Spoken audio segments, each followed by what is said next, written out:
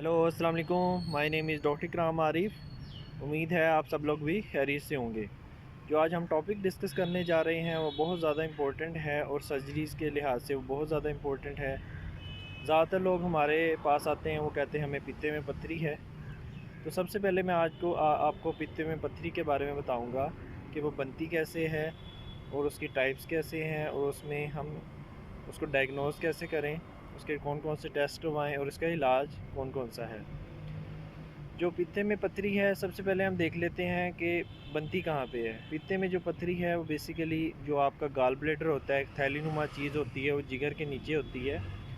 उसमें पथरी बनना शुरू हो जाती है, वो गाल ब्लैडर के अंदर जमा हो जाती हैं, जिसको हम कहते हैं गाल स्टोन कहते हैं या हम कहते हैं कोलीलिथियासिस। तो इसमें जो होता है नॉर्मल, जो गॉल ब्लैडर का फंक्शन ही होता है कि हमारे जो होता है बाइल होता है, जो ग्रीन कलर का मादा जो होता है हमारे जिगर से निकलता है, वो छोटी छोटी नालियों के ज़रिए वो मादा आके आपके गाल ब्लैडर के अंदर स्टोर हो जाता है। जैसे हम चिकनाई वाली चीज़ें खाते हैं खुराक में, तो वो मादा निकलता है और जो चिकनाई वाली चीज़ें होती हैं उनको आपके हाजमे के लिए बहुत फ़ायदेमंद साबित होता है बाइल, मतलब उसको डाइजेस्ट करने में बहुत ज़्यादा उसका अमल दखल होता है। तो ये मादा आपकी जब निकलता है गाल ब्लैडर, जब हम जैसे कोई बर्गर पिज़्ज़ा या कोई चिकनाई वाली चीज़ खाई, वो मैदे से निकल के जैसे ही आंत के अंदर आती है तो आपके गाल ब्लैडर से ये मवाद निकलता है जो जमा हुआ होता है।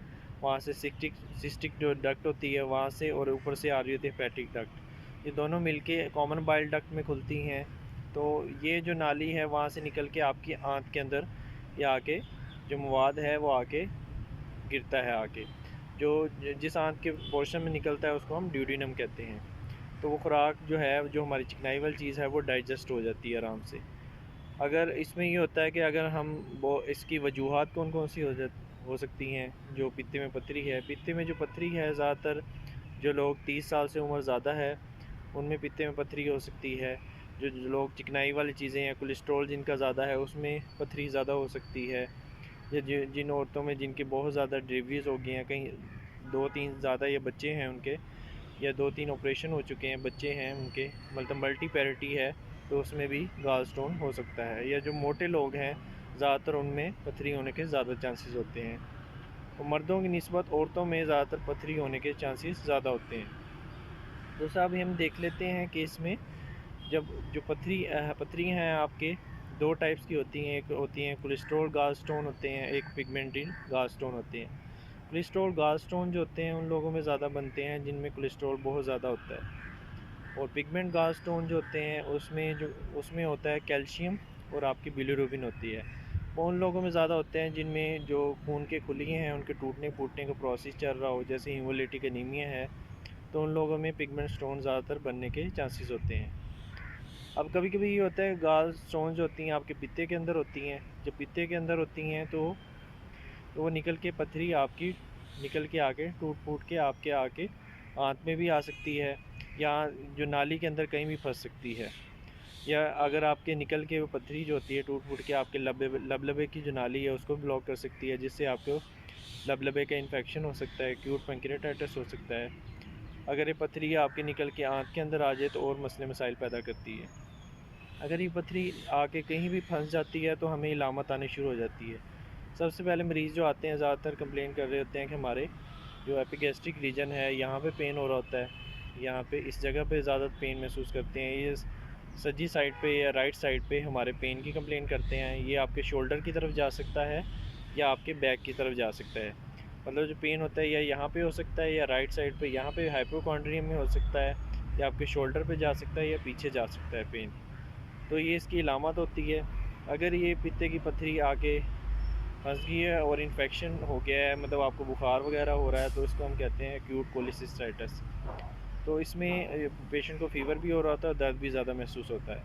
जब पित्ते में ये पथरी आके निकल के कहीं भी फंस जाती है तो वहाँ पे फंस के जो होते हैं वहाँ से पट्टा कड़ाव में आ जाता है, जिसकी वजह से मरीज़ शदीद पेन महसूस करता है। इसमें अब ज़्यादातर जो हम टेस्ट करवाते हैं वो अल्ट्रासाउंड करवाते हैं, सिंपल सा टेस्ट है।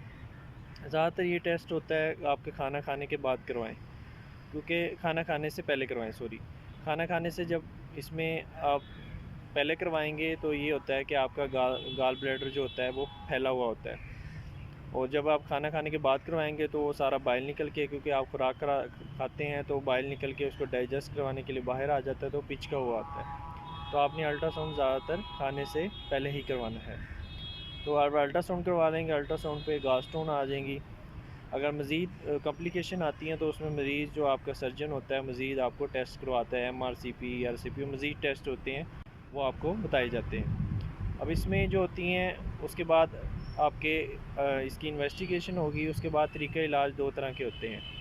अगर तरीक़ा इलाज में ये होता है कि अगर आपको इलामत आ रही हैं, अगर आपको बुखार वगैरह है और साथ पेन वगैरह है, तो आपको पेन किलर दी जाती हैं जिसमें डिक्लोरान है और नोस्पा फोर्ट है, जैसे वो टैबलेट दी जाती हैं।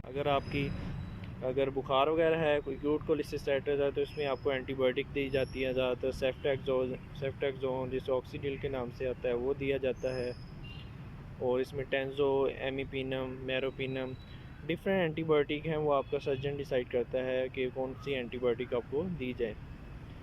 उसके बाद अगर आपकी सिम्टम्स भी आ रही हैं, सिम्टम रिजॉल्व नहीं हो रही, तो उसके बाद आपको जो होता है दो प्रोसीजर होते हैं। ओपन कोलिसिस्टेक्टमी होती है, पित्ते को जो रिमूव करना होता है उसको हम कहते हैं कोलिसिस्टेक्टमी, मतलब पित्ते को निकाल देते हैं। एक होती है ओपन कोलिसिस्टेक्टमी जिसमें आपको चीरा दिया जाता है, एक होता है लेप्रोस्कोपिक।